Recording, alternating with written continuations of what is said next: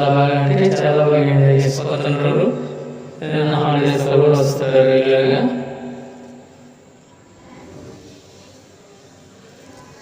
వస్తాయండి.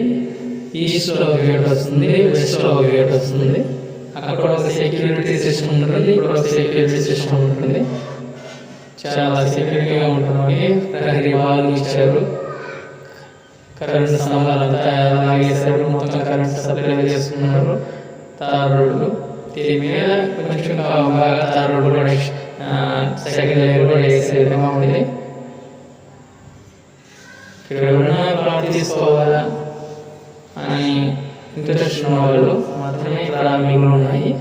ఎవరైనా తీసుకోవాలంటే తొందరగా ఈ నెంబర్కి కాల్ చేసి బుక్ చేసుకోగలరు.